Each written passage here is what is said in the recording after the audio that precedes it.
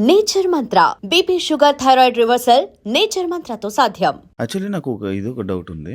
అంటే ఈ rave party, ఈ డ్రగ్స్ కేస్ అనే పాయింట్ మీ మీదకొచ్చిన తర్వాత లైక్ చాలామంది మీతో మాట్లాడడానికి గానీ, అంటే మీ సర్కిల్‌లో ఉండేవాళ్ళు కొంచెం దూరం అయ్యారని గానీ, లేకపోతే మీతో మాట్లాడడానికి ఇబ్బంది పడ్డారు. అంటే చాలా మీ వర్క్స్‌కి గూడా చాలా ఇబ్బందులయ్యాయని అవును. ఎన్ని ఇబ్బందులొచ్చుంటాయి మీకు? చాలా ఇబ్బందులొచ్చినియి నాన్న. హ్మ్. అప్పుడే మా అమ్మాయి జాబ్‌కి ట్రై చేస్తుంది. లండన్‌లో చదువుకొనొచ్చింది. హ్మ్. International business management. ఇక్కడ జాబ్‌కి ట్రై చేస్తుంది. ఆ టైంలో ఈ న్యూస్ చూసే కొద్దీ చూడబుద్ధేత్తంది. చూసే కొద్దీ చూడబుద్ధేత్తందని ఇదే సార్.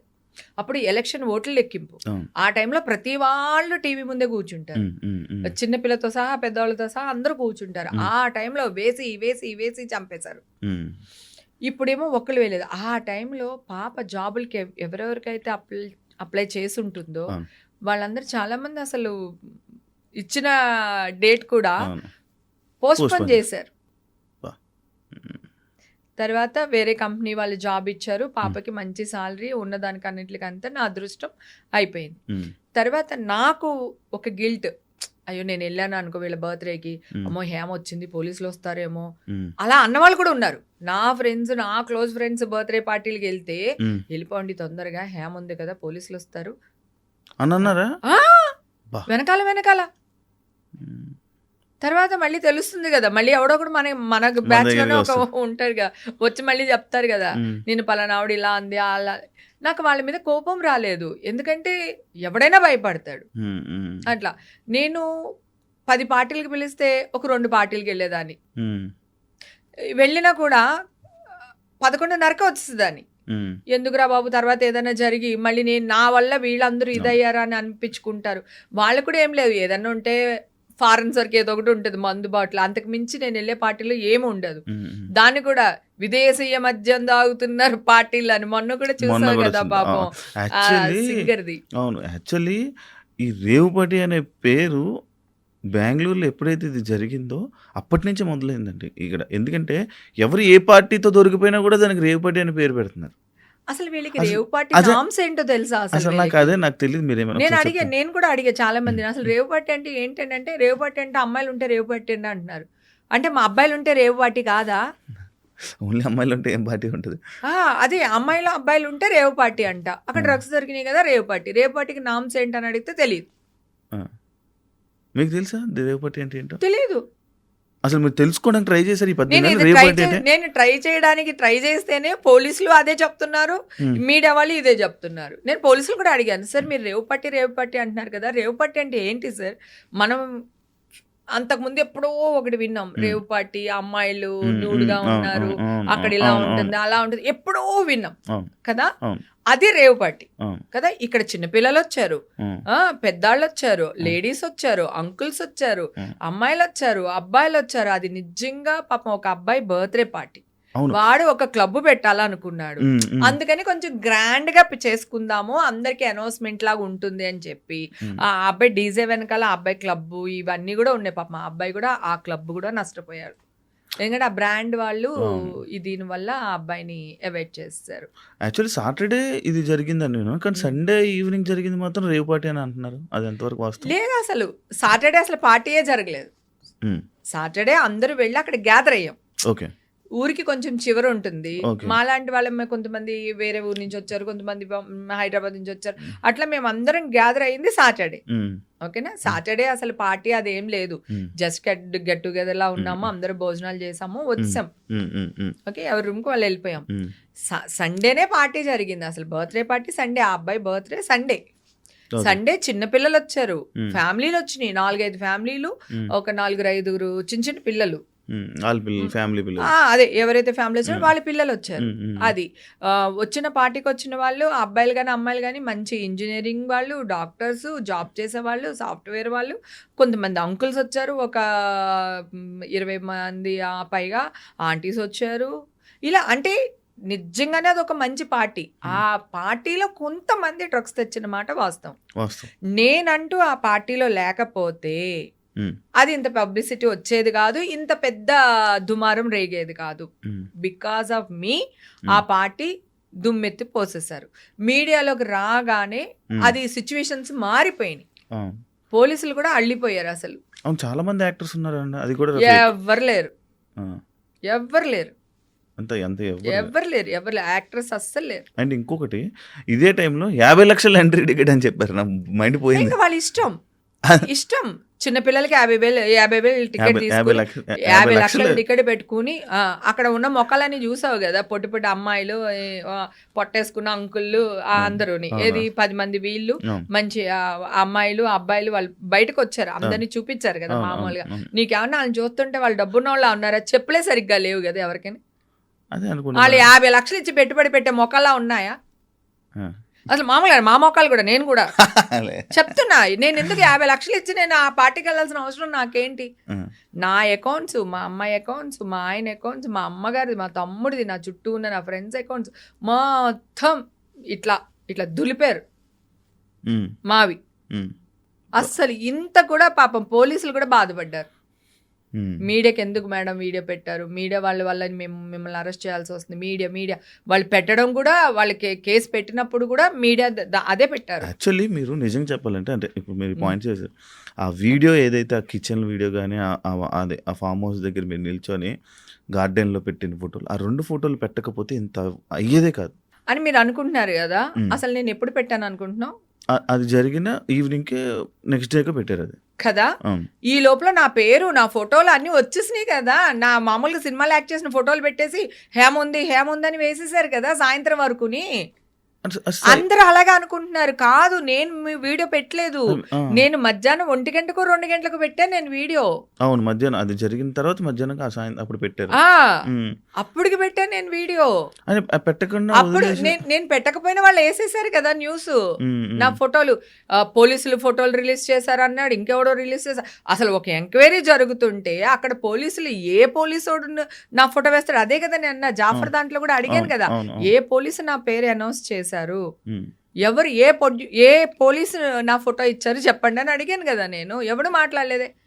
నేను అరిచాను కదా, నేను మాట్లాడాను, జాఫర్ ఇంటర్వ్యూలో మాట్లాడాను, నా ఇంటర్వ్యూలో మాట్లాడాను. ఏ పోలీస్ ఆఫీసర్ ఇచ్చాడు? ఇప్పుడు ఈ రూమ్ లో ఒక క్రైమ్ జరిగింది. ఈ క్రైమ్ జరిగినప్పుడు, ఎంక్వైరీ జరుగుతున్నప్పుడు, ఇన్వెస్టిగేషన్ జరుగుతున్నప్పుడు ఫొటోస్ అసలు బయటికి ఎందుకు ఇస్తారు పోలీసులు? వాళ్ళు పోలీసులు వాడేశారు, నన్ను వాడేశారు. సపరేట్ ప్రెస్ మీట్ పెట్టి చెప్తారు కదా, ఇలా పలానా యాక్టర్లు ఉన్నారని చెప్పాలి కదా. చెప్పలేదు కదా. ప్రెస్ మీట్ లో కూడా మనోళ్ళే అడిగారు కదా, సెలబ్రిటీ ఉందా అంటే ఇట్లా చూసి ఎవరో ఒకళ్ళు ఉన్నారు, మూవీ వాళ్ళు ఉన్నారంటే ఎవరో ఒకళ్ళు ఉన్నారు అన్నారు. ఆ ఒక్కళ్ళే ఎవరు? నా పేరు అసలు చెప్పలేదు. నేను అది కూడా వేసి చూపించాను కదా జాఫర్ దాంట్లో. ఆ ప్రెస్ మీట్ కూడా వేసి చూపించాను నేను. ఆ అమ్మాయి నైల్ పాలిష్ చూపించాను, ఆ అమ్మాయి డ్రెస్ చూపించాను. వీళ్ళు ఒక ఫేక్ న్యూస్ వేసేసారు. ఇప్పుడు దాన్ని నిజం చేయాలి. ఇంకా నేను ఏం చెప్పని వినలేదు, అసలు నిజంగా అరెస్ట్ చేస్తారని తెలుసుంటే నేను ఒక్కదాన్ని ఎందుకు వెళ్తాను? ఒక పాయింట్ ఆలోచించిన, ఒక్కదాన్ని వెళ్ళాను నేను. నాకు ఫీవర్, వైరల్ ఫీవర్, ఆ 2 రోజులు వెళ్ళకపోవడానికి రీజన్ నేను నోటీసులకి రిప్లై ఇవ్వలేదని నన్ను అరెస్ట్ చేశానని చెప్పారు పోలీసులు. మళ్ళీ నా దగ్గర నేను వాళ్ళకి అన్ని నా ఫోన్లోనే ఇచ్చాను నేను. సార్ నాకు ఇలా ఉంది, ఒంట్లో బాగాలేదు, ఇదిగో నేను సిలన్ ఎక్కిస్తున్నారు, ఇగో ఈ మెడిసిన్ తీసుకుంటున్నాను, నాకు 2 days టైం ఇవ్వండి, నేను వస్తాను అంటే వీళ్ళు పోలీసులు వెళ్ళి, మన మీడియా వాళ్ళు వెళ్ళి పోలీసులు అందరినీ ఎన్ని లక్షలు తీసుకుని హేమ గారిని అరెస్ట్ చేయకుండా వదిలేశారని అడిగారంట. ఎంత ప్రెషర్ చేశారో తెలుసా పోలీసులు. నాకు బెయిల్ ఎలా వచ్చిందో తెలుసా? ఒక కోర్టులో ఎప్పుడు కూడా ప్రీవియస్ తీర్పులు ఉంటాయి, అవి రెఫరెన్స్ గా పెట్టి అడుగుతూ ఉంటారు. ఈ కేసుకి ఇట్లా అప్పుడు ఇలా జరిగింది ఇలా అని ఉంటాయి కొన్ని. దాంట్లో ఒక అతను, ఒక చాలా పెద్ద లాయర్, అడ్వకేట్, అన్ని కేసులు గెలిచాడంట, ఒక్క కేసు ఓడిపోయారంట. ఆ పాయింట్ నా ముందరే లాయర్ వాదిచ్చి నాకు బెయిల్ తెప్పించారు. సో చెప్పారు, అది పెట్టి జడ్జి గారికి ఆ పేపర్స్, ఆ పాయింట్లన్నీ పెట్టి ఆ ప్రీవియస్ జడ్జిమెంట్ది కాపీ ఇచ్చి ఆయన అడిగారు అనమాట. ఇట్లా ఒక కేసు ఓడిపోయారు ఎందుకు అని లాయర్ని అడిగారంట. ఓడిపోయిన తర్వాత అడ్వకేట్ గారిని అడిగితే, నాకు న్యాయానికి నాకు జరిగే యుద్ధంలో అయితే నేనే గెలిచేవాడిని, ఇక్కడ మీడియాకి న్యాయానికి జరిగిన విషయంలో మీడియా ఇన్వాల్వ్ అవ్వడం వల్ల నేను ఈ కేసు ఓడిపోయాను అన్నారంట. అలా కూడా ఓడిపోతారండి. మరి ఏం చేస్తారు ఇప్పుడు మీడియా వాళ్ళు? ఏం చేస్తారు?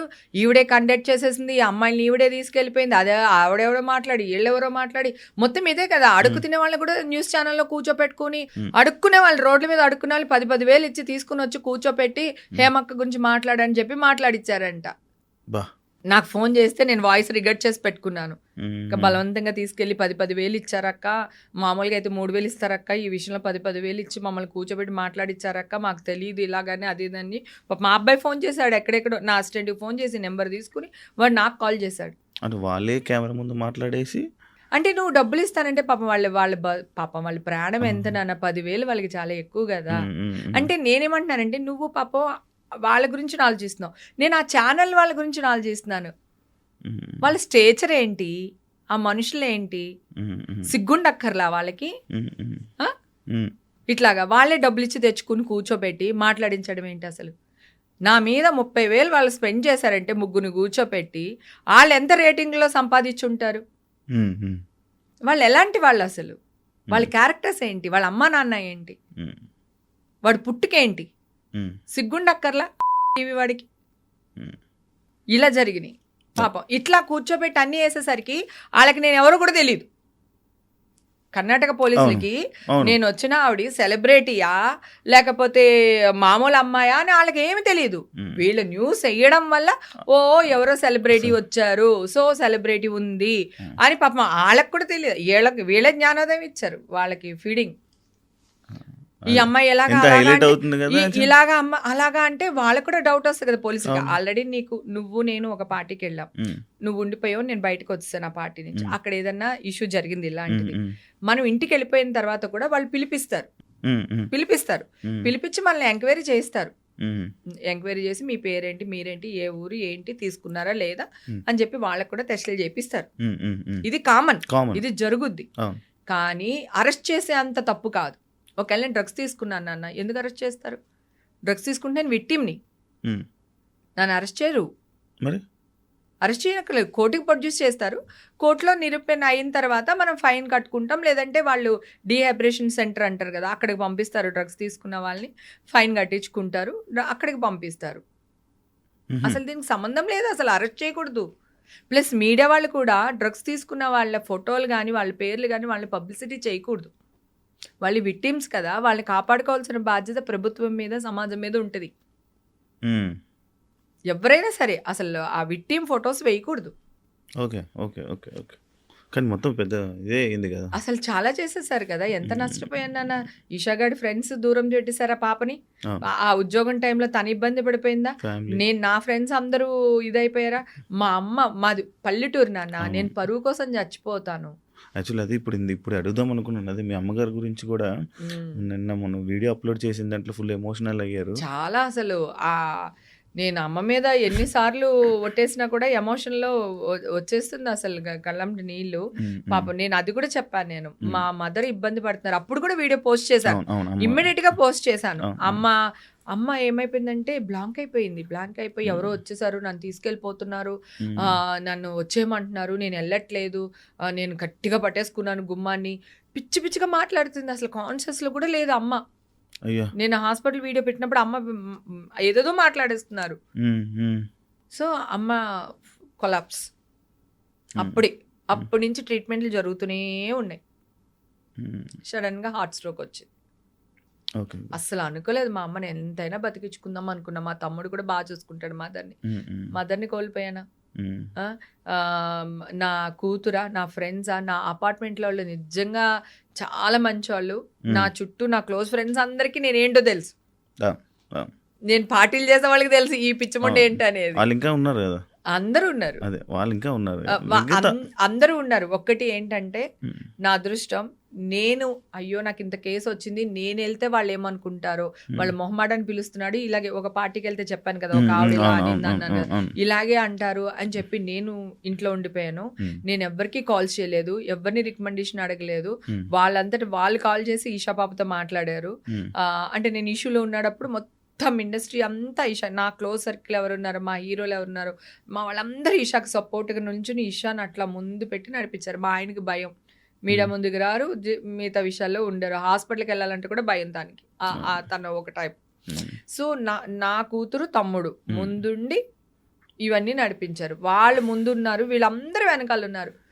5 లాయర్లు వచ్చారు నాన్న మీకు సపోర్ట్గా. ఇక్కడి నుంచి 2 వచ్చారు, అక్కడ 3 వచ్చారు లాయర్లు. తర్వాత ఒక లాయర్‌ని నేను అరెస్ట్ అయిన తర్వాత అప్పటికప్పుడు ఒక లాయర్‌ని అక్కడ కర్ణాటక లాయర్‌ని హ్మ్. అప్పటికప్పుడు మాట్లాడారు. మీరు ఒక్కరే సో, పోరాడారా? ఇప్పుడు నేను మీకు ఎవరైనా ఒక్కదాన్నే ఉన్నారు? వెళ్ళాను కదా! నేను ఒక్కదాన్నే వెళ్ళాను. అంటే నాకు మీకు ఎవరు సపోర్ట్ తెలీదసలు. చేయలేదా ఈ విషయంలో? అదే లాయర్‌లు 5గురు వచ్చారు అంటే అంతే. వాళ్ళు సపోర్ట్‌గా అవును. వచ్చినట్టే ఆ! కదా ఆ! ఆ! నాకు. అవును. అక్కడ నా బెడ్ రిలేషన్ అంటే వాళ్ళు